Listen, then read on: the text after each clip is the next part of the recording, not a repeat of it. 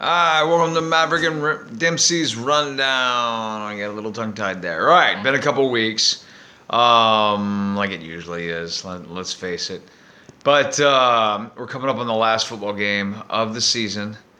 Kind of sucks. We're gonna have to look for a lot of stuff in the off season to talk about on here that's non-football related. Maybe talk about some of the upcoming football news and trades and things like that. I mean, the NFL is always moving. It's a living thing. But we're here to talk about the last game of the season, the Super Bowl. Now, our picks did not work out in the AFC and NFC Championship, so that sucks. I'm just trying to get her to care right now about the Philadelphia Eagles. If you're wondering who to care about, if you're local, which I assume if you're watching this, you're local, but at least the majority would be with Louisiana. Kellen Moore, offensive coordinator of the Philadelphia Eagles, expected to be the new Saints head coach. There's something to root for. Would definitely feel better, sound better to have a Super Bowl winning offensive coordinator as your new head coach. So, Saints fans, there's something to root for there. Eagles have a couple former Saints players on there. That's something. But the big thing is we don't want the Chiefs to win. All right? Big topic. The big topic going on right now, and I'm not going to harp on it too much. People are already basically writing it as Patrick Mahomes is going to win. And when he wins, will he surpass Tom Brady? Last I checked, 7 is more than 4.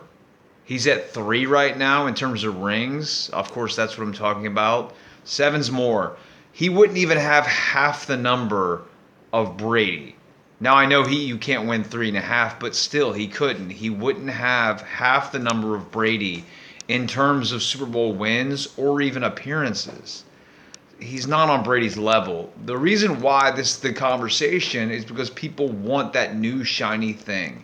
And Patrick Mahomes and the Chiefs are that new shining thing. Will this be the greatest dynasty ever? No.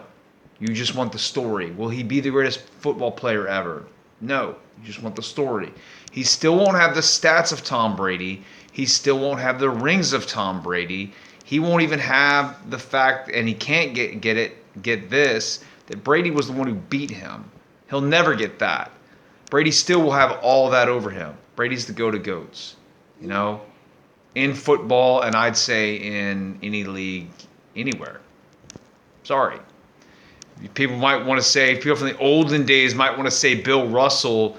Yeah, there were like 11 teams in the league. Come on now. Let's not do that. Brady has 3.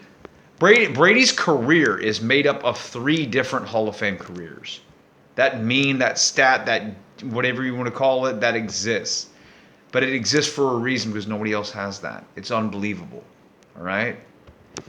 Now, the other thing that everybody's talking about is this fixed? Chiefs have gotten some favorable calls, so can the Super Bowl be fixed? I can wrap that up for you real quickly. No. There's no logical reason or no logical explanation for why or how the Super Bowl could be fixed. All right? If any of you watching have ever had a job, and I assume most of you or all of you have, you can't keep workplace gossip from going through all the ears and all the lips of everyone at work. So somebody on the night shift will say something and somebody in the morning shift is going to find out. You know what I mean? So if you can't keep that secret, workplace gossip, you really think that fixing the biggest game in the biggest conglomerate, the biggest organization in this country, nobody's gonna slip? There's not gonna be a rat? The mafia, where if you rat someone out, you get shot in the head, okay? You get killed. They still have rats. The NFL has no rats. Nobody's pointing any fingers. NBA, the whole Tim Donaghy thing, it got out in the NBA. In college, if you've ever seen the movie Goodfellas, that's how Henry Hill got busted, was fixing college basketball games. This is the NFL.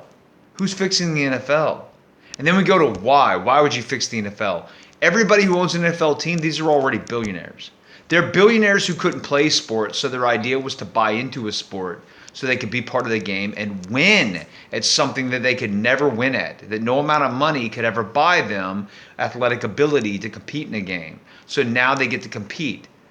So now they're going to accept money that they already have to throw a game and embarrass themselves. And they're also the greatest actors that ever existed, because you've seen Jerry Jones, the owner of the Cowboys, pissed off that he can't win a Super Bowl. So we're just supposed to believe that all of a sudden now he's Meryl Streep? He's the greatest actor? All these billionaires, not only are they fixing the biggest thing in this country, but they're such great actors. They're all Oscar winners because we all believe them. Like no, there's no rats in the NFL. Everybody's the greatest actor in the world. That's stupid. You're just mad because your team's not winning. I hate the Chiefs. I want the Chiefs to lose. I'm sick of all this. There's no body to hate. There's no ill will. They're all great people, I'm sure, or the majority of them are. Not Tyreek Hill, the guy that beats women, but most of them are all good people. Harrison Buckner, any Republican became a fan of his in the offseason, or during the season, I'm sorry. But we just don't like him. We're just sick of him winning. We're sick of it. But to say it's fixed, you're just crying now. Yeah, it was fixed when Tom Brady won. It was fixed with Patrick. It's fixed with anybody but your team wins. I know Saints fans who say it's fixed now, and they said it was fixed when Brady won. But it wasn't fixed when Drew Brees won? No. Of course not, because that's your team. Dallas Cowboys fans will tell you it's fixed right now, but it wasn't fixed in the 90s, was it? 49ers fans, it's fixed, right? But it wasn't in the 80s. Come on now. You're just saying that because it's your team. The Pittsburgh Steelers won 4 Super Bowls in the 70s. Unbelievable. What a dynasty.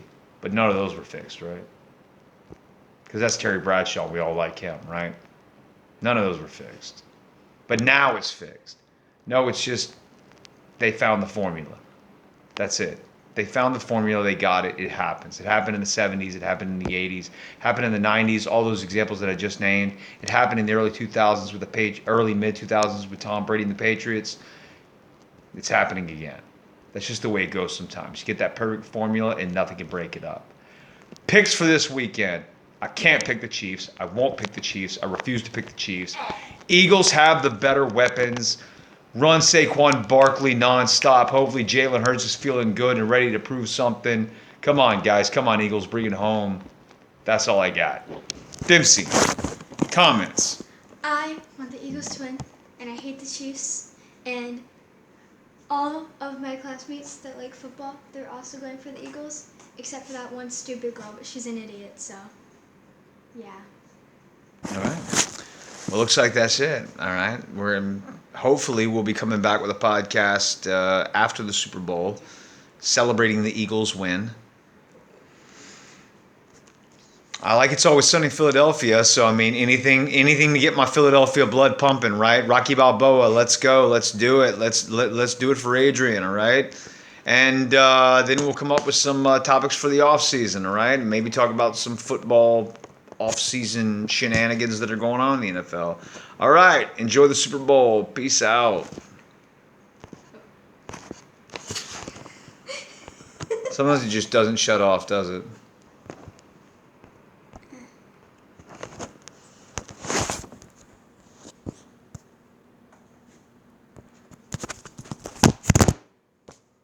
What the hell?